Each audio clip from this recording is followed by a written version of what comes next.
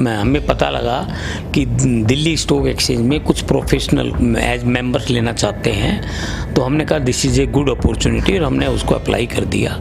तो हमने Delhi share market में एंट्री ले ली दिल्ली स्टॉक एक्सचेंज के थ्रू। हमारे स्टार्ट करने के बाद दिल्ली स्टॉक एक्सचेंज मेंबरशिप के बाद 1992 में हर्षद मेहता कांड हुआ। उस टाइम पे शेयर मार्केट पहले तो काफ़ी ऊपर गया, फिर अचानक बहुत नीचे चला गया और उसमें बहुत इन्वेस्टर्स का पैसा लूज हुआ। तो ईमानदारी, timely payment of customer, service to the customer, update your system to the requirement of this customer. जैसे आज आईटी की रिक्वायरमेंट है, एआई की रिक्वायरमेंट है, we have adopted AI IT, उस हिसाब से उस टेक्नोलॉजी के हिसाब से हमने आपको खर्चा किया। देखिए, यंग एंटरप्रेन्योर्स क्या है कि बहुत जल्दी घबरा जाता है। कोई भी क्राइसिस आती है, प्रॉफिट नहीं आते, एकदम घबरा जाता है। घबराना नहीं चाहिए।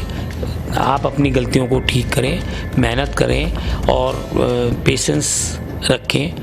नमस्कार, मैं हूं मीनाक्षी रौतान और आप देख रहे हैं दिल्ली टॉक्स। आज हमारे साथ मौजूद है एसएमसी ग्लोबल सिक्योरिटीज़ के सीएमडी मिस्टर सुभाष चंद्र अग्रवाल जी। एसएमसी ग्लोबल सिक्योरिटी भारत की लीडिंग फाइनेंशियल सर्विसेज कंपनीज में से एक बहुत बड़ी जानी मानी कंपनी है।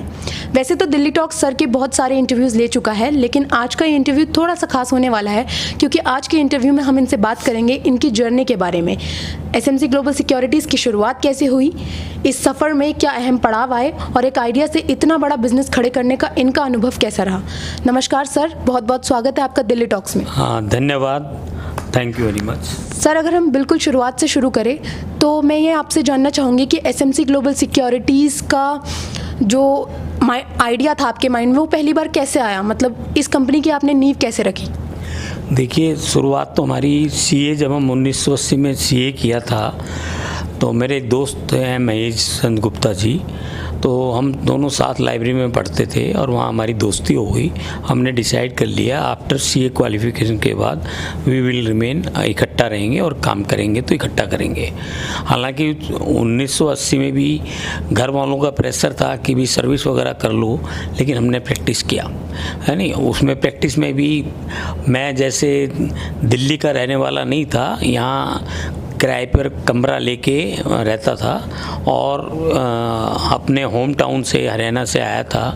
तो एक बहुत बड़ा चैलेंज था कि भी प्रैक्टिस कैसे सक्सेस होगी, लेकिन हम बड़े कॉन्फिडेंट थे। और महेश जी का भी कोई बहुत बड़ा व्यापार नहीं था, इनके फादर का भी एक किराना की दुकान होती थी, जो कि बहुत ऐसा नहीं है कि जो प्रैक्टिस के हिसाब से सफिशिएंट हो, कि फैमिली की बैकग्राउंड है जिसके हिसाब से आप प्रैक्टिस कर सकते हैं।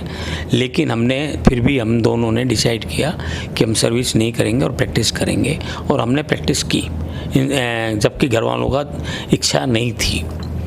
उसके बावजूद 80 से 90 हमने बहुत अच्छी प्रैक्टिस बनाई, और जब बहुत टॉप पे भी थी हमारी प्रैक्टिस और काफ़ी हमारे पास स्टाफ था और हमारी अच्छी अर्निंग थी प्रैक्टिस में, तब भी हम महसूस कर रहे थे कि अभी हम फुल पोटेंशियल से काम नहीं कर पा रहे हैं। इसका पोटेंशियल होने के लिए हमें कुछ और करना चाहिए इस प्रैक्टिस को छोड़कर। तो तभी ये हमें पता लगा कि दिल्ली स्टॉक एक्सचेंज में कुछ प्रोफेशनल एज मेंबर्स लेना चाहते हैं, तो हमने कहा this is a good opportunity और हमने उसको अप्लाई कर दिया। तो हमने दिल्ली शेयर मार्केट में एंट्री ले ली दिल्ली स्टॉक एक्सचेंज के थ्रू, और प्रैक्टिस हमने इमीडिएट छोड़ दी। तब वहाँ पर भी रेसिस्टेंस था, अरे भाई इतनी बढ़िया प्रैक्टिस कर ली, एक नए बिजनेस में जा रहे हैं तो रिस्क है, और वो टाइम कितना लगेगा अर्न करने में, कितना तुम्हारा वो चले नहीं चले, इतना बढ़िया आप लोगों ने प्रैक्टिस जमाई। लेकिन हमने उस बात को नहीं समझा, हमने कहा भाई हम कर लेंगे, क्योंकि और वो हमें जो प्रैक्टिस में हमारे क्लाइंट थे वही हमारे शेयर मार्केट में भी कुछ क्लाइंट तो ऐड हो गए और हमें वो सपोर्ट तो मिली, है नहीं। लेकिन फिर भी एक चैलेंज था और वो चैलेंज हमने एक्सेप्ट किया। हमारे स्टार्ट करने के बाद दिल्ली स्टॉक एक्सचेंज मेंबरशिप के बाद 1992 में हर्षद मेहता कांड हुआ। उस टाइम पे शेयर मार्केट पहले तो काफ़ी ऊपर गया, फिर अचानक बहुत नीचे चला गया और उसमें बहुत इन्वेस्टर्स का पैसा लूज हुआ। तो ये बड़ा फेमस है हर्षद मेहता कांड, है ना। लेकिन हमने उस पिटफॉल को भी बियर किया, अंडरस्टैंड किया, आगे बढ़ गए। फिर धीरे धीरे 1994-95 के अंदर नेशनल स्टॉक एक्सचेंज आया, कंप्यूटराइज एक्सचेंज। हमारे पास दिल्ली स्टॉक एक्सचेंज की मेंबरशिप कंटिन्यू थी। उसके अलावा हमने कलकत्ता स्टॉक एक्सचेंज की भी मेंबरशिप ली और लुधियाना स्टॉक एक्सचेंज की भी ली, अहमदाबाद की भी मेंबरशिप ली, लेकिन सब रीजनल स्टॉक एक्सचेंज थे। ये नेशनल स्टॉक एक्सचेंज था कंप्यूटराइज्ड, क्योंकि कहीं पर भी आप परचेज करें, सेल करें, वो सेंट्रल CPU में आता था। और वो तो ये हमें विज़न के हिसाब से हमें ठीक लगा। और उस टाइम भी लोगों को आशंका थी कि ये चलेगा या नहीं चलेगा, लेकिन हम बड़े कॉन्फिडेंट थे और हमने इसको मेंबरशिप अप्लाई की और हमें मिल गया। आगे भी आने वाले टाइम में बहुत सारे एक्सचेंज आए और हमने उनमें मेंबरशिप ली। बॉम्बे स्टॉक एक्सचेंज की भी ले ली कि बॉम्बे स्टॉक एक्सचेंज पहले रीजनल एक्सचेंज था और उसके बाद वो कन्वर्ट हो गया कंप्यूटराइज एक्सचेंज में। अगेन मैं आपको समझा देना चाहता हूँ कि मैनुअल एक्सचेंज और आउटक्राई सिस्टम था पहले दिल्ली स्टॉक एक्सचेंज में, और ये कंप्यूटराइज एक्सचेंज में कंप्यूटराइजेशन प्रोसेस के थ्रू ट्रांजैक्शन होती थी। आप घर बैठे वाइट कॉलर जॉब की तरह से आप अपने केबिन में बैठ के ट्रेडिंग कर सकते हैं। और उसके अंदर you have to go to the physical spot. जैसे ये दिल्ली आसफ अली रोड पे एक होल बना हुआ था आसफ अली रोड पे, उसके अंदर जितनी कैपेसिटी थी उससे डबल कैपेसिटी के लोग एंटर होते थे ट्रेडिंग करने के लिए। और काफ़ी बुरी कंडीशन थी, जैसे सब्जी बाज़ार होता है, मच्छी बाज़ार होता है और वहाँ लोग चिल्ला चिल्ला के काम करते हैं, इस तरह से काम करना पड़ता था। तो जो कि एक सही चीज़ नहीं थी। उससे हमें कंप्यूटराइज एनवायरनमेंट में आए तो ये लोगों को अच्छा लगा और बहुत तेज़ी से ये पिकअप होता चला गया। उधर साइमल्टेनियसली 2000 के अंदर हम वहाँ पे आउटक्राई सिस्टम में भी काम कर रहे थे कलकत्ता के अंदर, और वहाँ पे बदला सिस्टम होता था। वो बदला सिस्टम क्या होता है, जैसे एक वीक का पोजीशन दूसरे वीक में कैरी करते हैं तो उसमें ब्याज के रूप में पैसा देना पड़ता है। तो ब्याज जो है ना 100% पर एनम वाला ब्याज आ रहा था। तो हमें लग रहा था कि ये चलने वाला नहीं है। हमारी बहुत बड़ी पोजीशन ब्याज बदले पे लगी हुई थी। हमने सारे क्लाइंटों को कह दिया था कि ये बंद कर दो, अपना पैसा वापस ले जाओ और हमारी जिम्मेदारी नहीं है। फिर भी लोगों ने हमारा काफ़ी 90% तो कम हो गया, 10% लोगों ने फिर भी उसको लगा के रखा और उसमें बहुत बड़ा नुकसान हुआ उस पोजीशन पे भी क्योंकि कलकत्ता स्टॉक एक्सचेंज ही फेल हो गया था। लेकिन हमारी कोई जिम्मेदारी नहीं थी, उसके बावजूद हमने सारा पेमेंट जिनका नुकसान हुआ था हमने 100% भुगतान किया और कुछ डिले किया तो उस पर हमने इंटरेस्ट दिया। तो इससे क्या है कि हमें तकलीफ़ तो आई और हमें पैसा भी अरेंज करने में बोरोड फंड लेके हमें करना पड़ा, लेकिन इससे हमारी गुडविल बहुत ज़बरदस्त बढ़ गई और हमारे पास क्लाइंट बहुत तेज़ी से आने लगे और हमारा बिजनेस 4 गुना 5 गुना बढ़ गया तब से। और फिर हमारे पास 2008 के अंदर लीमन ब्रदर्स भी आया, वो भी एक एपिसोड था जिससे कि मार्केट बहुत भयंकर डाउन हुआ था। उसमें बहुत सारे इन्वेस्टर्स का पैसा नुकसान हुआ।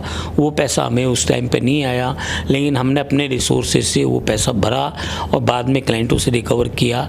उसके बाद भी कुछ काफ़ी बैड डेट्स भी हुआ, लेकिन हमने कभी किसी जिसको देना है उसको दिया, जिससे लेना है उससे नहीं भी आया तब भी। तो ये हमारी क्रेडिबिलिटी गुडविल को बढ़ाता रहा। जब भी कोई क्राइसिस आता है, कहते हैं ना एक आदमी का टेस्ट क्राइसिस में होता है, तो वो हमारा लोगों ने देखा और दे वर हैप्पी कि भाई ये SMC इज़ ऑलवेज गुड और वो हमेशा अपना ओब्लिगेशन पूरा करता है।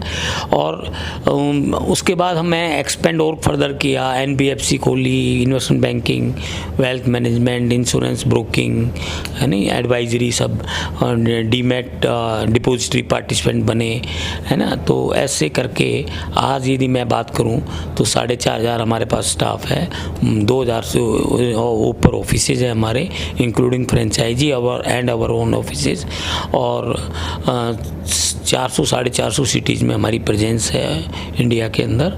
और we are having very good brand, लोग हमें पहचानते हैं थ्रू आउट इंडिया। दुबई में भी ऑफिस है, दुबई के मेंबरशिप है दुबई गोल्ड एक्सचेंज के अंदर, सभी के हम क्लियरिंग मेंबर हैं। और एक NBFC भी है, उसमें भी हम अच्छा कर रहे हैं। तो these are the developments. Sir मेरा अगला सवाल आपसे ये रहेगा, मैं ये जानना चाहूँगी कि एसएमसी ग्लोबल कंपनी की ऐसी कौन सी सबसे बड़ी स्ट्रेंथ है जो इसे बाकी कंपनी से अलग बनाता है? देखिए, स्ट्रेंथ वही है, जैसे जो क्राइसिस हमने देखा है ना, 2 बार क्राइसिस हुए और उसमें हमने सक्सेस मिली। हमने किसी का डिफ़ॉल्ट नहीं किया, किसी का जिसका देना है उसको दिया, एक्सचेंज का पेमेंट दिया, तो हमारी तरफ से कोई नेगेटिव नहीं था। हमें जो नुकसान हुआ हमने बियर कर लिया। तो ईमानदारी, timely payment of customer, service to the customer, update your system to the requirement of this customer. जैसे आज आईटी की रिक्वायरमेंट है, एआई की रिक्वायरमेंट है, we have adopted AI, IT, उस हिसाब से, उस टेक्नोलॉजी के हिसाब से हमने आपको खर्चा किया। तो क्या है कि एक तो आपका स्टाफ लॉयल होना चाहिए। लॉयल के लिए आप खुद ईमानदारी से काम करते हैं तभी स्टाफ लॉयल होता है। यदि आप बेईमानी कर रहे हैं तो लॉयल कभी नहीं हो सकता, स्टाफ भी बेईमानी करेगा। तो और फैमिली एटमॉस्फेयर होना चाहिए। स्टाफ के साथ आप एक्सप्लॉइटेशन नहीं करें, रीज़नेबल जो उसकी सैलरी है, ड्यू है, उसको दें। कस्टमर के साथ भी एक्सप्लॉइटेशन नहीं करें। आपके जो चार्जेज हैं, कोई भी चार्जेज है वो मतलब हिडन चार्जेस नहीं हो, ट्रांसपेरेंट हो, यानी पेमेंट टाइमली हो, ऑनेस्टी से काम करें, मेहनत से काम करें, यानी स्टाफ के अंदर ये भावना हो कि हमें सर्विस देनी है और क्लाइंट की कोई कंप्लेंट्स हैं वो रिजोल्व करें। तो ये छोटे छोटे चीज़ें हैं जो एक कंपनी को ग्रेट बनाते हैं। कोई उसके लिए बड़ी चीज़ की कोई रिक्वायरमेंट नहीं है। तो बस वही एक डिफरेंस हम प्रोवाइड कर रहे हैं। सर मेरा अगला सवाल आपसे ये रहेगा कि आज के जो यंग एंटरप्रेन्योर्स हैं जो अपना खुद का बिजनेस स्टार्ट करना चाहते हैं, उनके लिए आप क्या सलाह देना चाहोगे? देखिए, यंग एंटरप्रेन्योर्स क्या है कि बहुत जल्दी घबरा जाता है। कोई भी क्राइसिस आती है, प्रॉफिट नहीं आते, एकदम घबरा जाता है। घबराना नहीं चाहिए। आप अपनी गलतियों को ठीक करें, मेहनत करें और पेशेंस रखें। हर चीज़ को प्लानिंग के हिसाब से अंडरस्टैंड करें। छोटी मोटी क्राइसिस आती है या बड़ी क्राइसिस भी आती है तो उसको हिम्मत से फेस करें, क्योंकि क्राइसिस से भागना कोई सोल्यूशन नहीं है, फेस करना ही एक सोल्यूशन है। पॉजिटिव माइंड बना के रखें हमेशा। अपना जैसे जब भी कभी कोई क्राइसिस आता है तो आपस में पार्टनर में डिस्प्यूट हो जाता है, ब्लेम गेम स्टार्ट हो जाता है, क्योंकि जो लीडर होता है वो किसी पर अपनी क्रेडिबिलिटी तो दूसरों को देता है और जो चैलेंजेज हैं अपने ऊपर लेता है। वो कभी शिफ्ट नहीं करता अपने चैलेंजेस। तो वो धैर्य बनाए रखें, हिम्मत से काम करें, ये एक सफलता की कुंजी है। सर आज एसएमसी ग्लोबल सिक्योरिटीज़ की सर ने हमारे साथ अपनी जर्नी और एसएमसी ग्लोबल सिक्योरिटीज़ की कई बातें हमारे साथ शेयर करी, साझा करी, उसके लिए मैं सर का तहे दिल से धन्यवाद करना चाहूँगी। सर धन्यवाद, बहुत बहुत धन्यवाद, सभी का धन्यवाद, आप लोगों का भी धन्यवाद, आपने अपना टाइम यहाँ लगाया। तो अब आशा करते हैं, उम्मीद करते हैं कि जो आगे आने वाले यंग एंटरप्रेन्योर्स हैं और जो हमारे व्यूअर्स हैं उनके लिए ये बहुत काफ़ी प्रेरणा का स्रोत बनेगा। तो इसी के साथ मैं मीनाक्षी रौतान, कैमरा पर्सन सविता भारती के साथ इजाज़त लेती हूँ आप सभी से। देखते रहिए दिल्ली टॉक्स।